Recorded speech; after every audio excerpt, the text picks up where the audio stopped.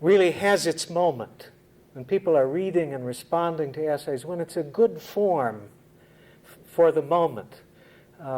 So if your talents run in that direction, I think there are, in fact, now unusual opportunities to do this sort of work.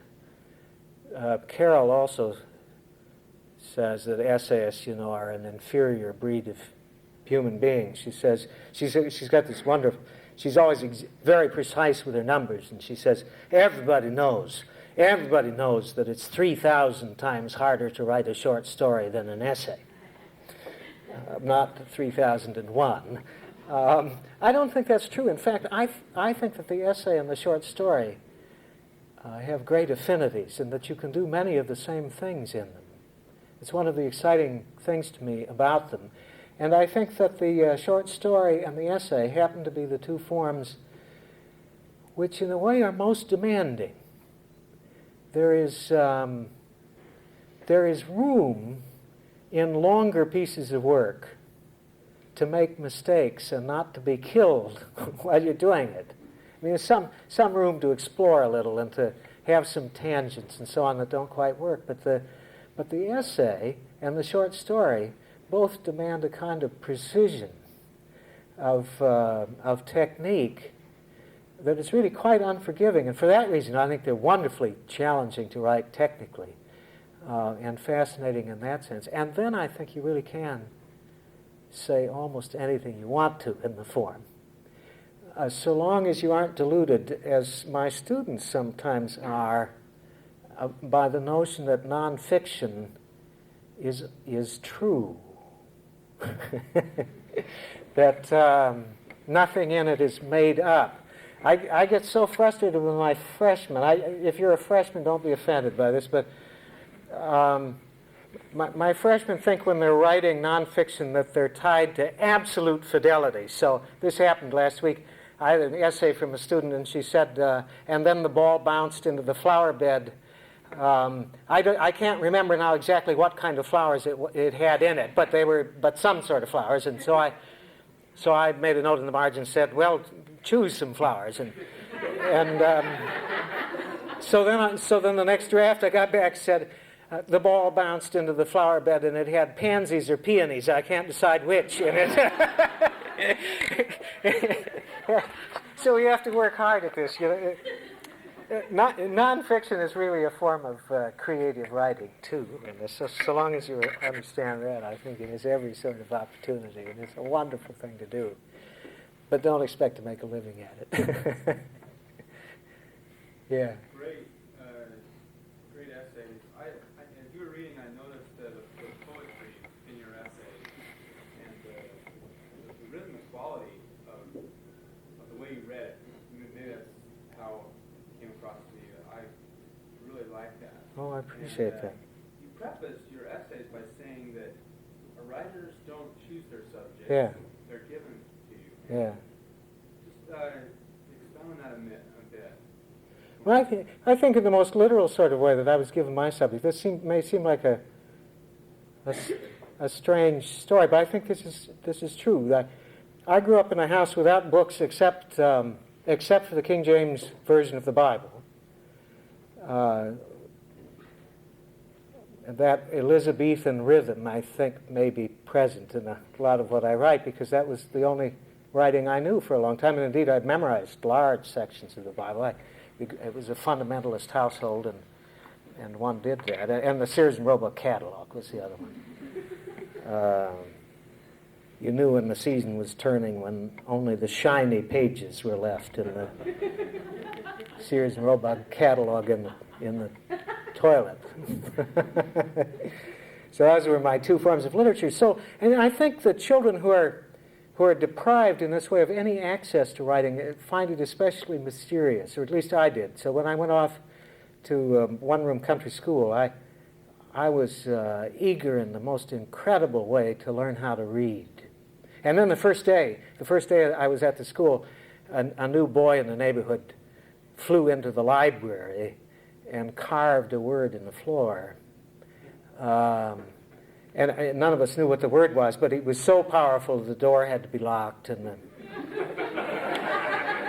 the school board had to be summoned, and then the door wasn't opened again until the floor had been sanded. And so I also had this inkling early on that there was great power in words, and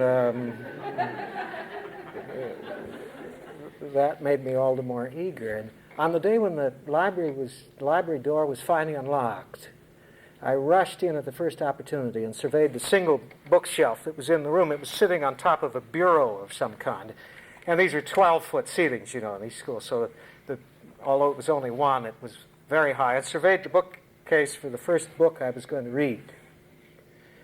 And I saw it on the top shelf. It was the biggest book of them all. It was a big, fat, green volume, and that was the one I knew I had to have.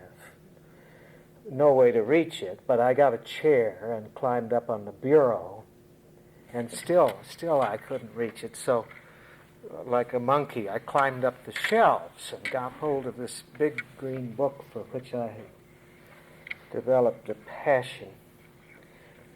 But when I got it in my hands, it turned out that I was top-heavy.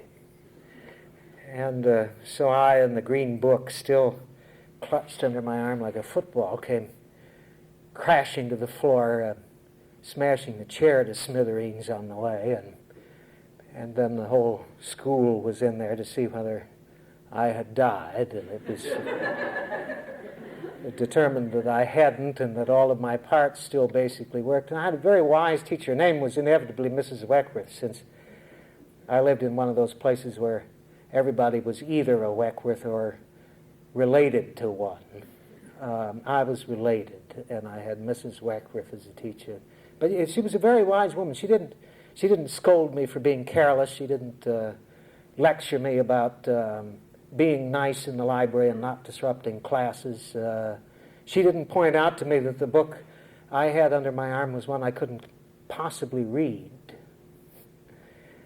Indeed, it turned out to be one of her own books, one that she'd brought to the school, and so she gave it to me. And I carried it home and memorized parts of it, including all the wonderful illustrations in it. And it was, of course, a boy's book of natural history. It seemed to me in some way that I had been set on a course then from which I might not be turned back easily. And then when I came back to the countryside and recognized in that landscape something that moved me powerfully, and knew that it was a subject I could write about, that there was something there that I felt compelled to try to explain to myself at any rate, that bit of fate seemed confirmed. We're obsessed with things, all of us. There are puzzles that each one of us need especially to try to figure out. There are aches in our hearts that each of us privately need to alleviate. There are mysteries about people in the world that particularly attract us, and I think whatever we might do about it, those are going to be the things that find their way into whatever it is we write. Part because I do believe that old saw that all writing teachers use, but which happens to be true, that writing is, of course, when it's done at all well, an act of discovery. It's the thing that's wrong with all the writing that students have been taught. In my own classrooms, we start by writing down all the things my students have been taught until the day when we meet about writing. And then if it's a nice day, we go out onto the lawn and burn them all. And then we start over, and I say the first thing is, if you can make a 3-point outline about the subject you set out to write about, then it's no good.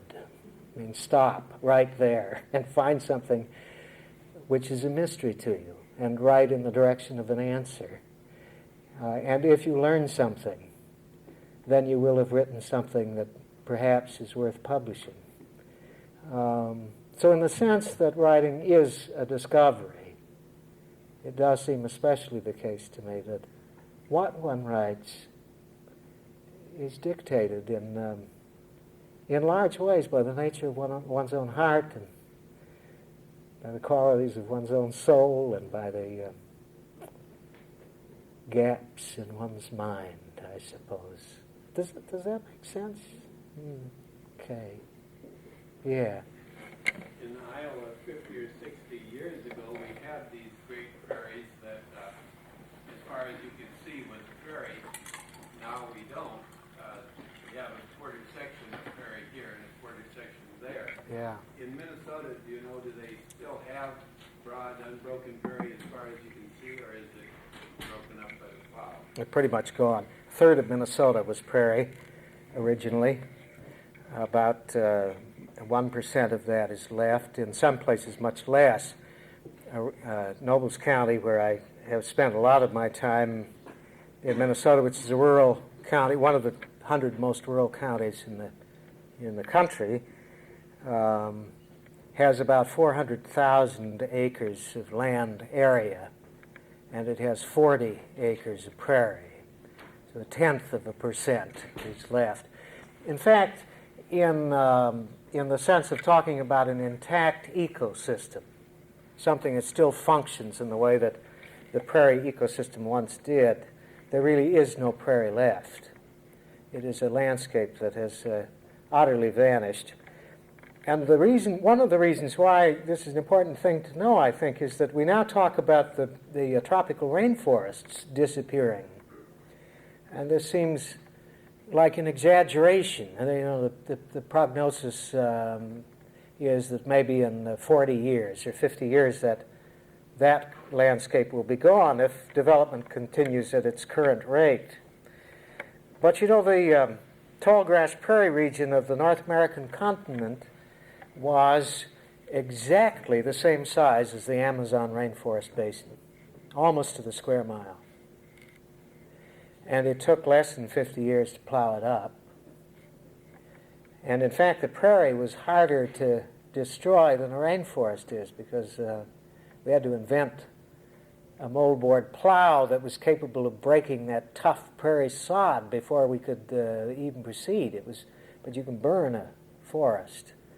So the experience of the prairie makes quite credible the forecasts of people who worry about rainforests. And if for no other reason than that one, the lesson of the prairies is terribly important. But yeah, they're pretty much gone. There are the Flint Hills in Kansas, of course, which William Least Heat Moon has just written a book about. And there's a little tract in northern Oklahoma, north central Oklahoma, which is of some significant size still. But basically in good condition, that's it. It's gone. There's talk of building or getting a 5,000-acre tract and turning it back into prairie. Mm-hmm. Do you think that would be like a prairie that was original? Well, I think that's a wonderful thing to do. No, I don't think those things ever do end up being original, in part because so many of the parts have been lost. In a 10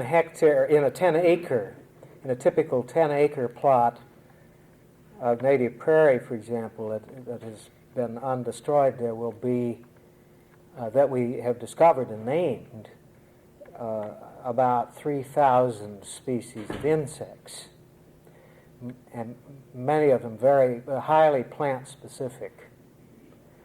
And the plant system itself doesn't prosper without that highly diverse population of insects. So it's extremely difficult. And certainly you can't have prairie. The Nature Conservancy, among others, is now discovering this. You can't have a prairie which is likely to survive, it's now clear, unless it's large enough so that it can be grazed. Because it's an ecosystem that evolved in conjunction with both grazing and fire. It's adapted to grazing. So the plot of land needs to be at least that large. But I still think it's a wonderful and worthwhile thing to do. It's second best, surely. But it ought to happen wherever it can, it seems to me. It might even happen in such places as the campuses of colleges and universities. It would be lovely if there were restored patches of the prairie on them. We're working on that at St. Olaf, but not succeeding so far.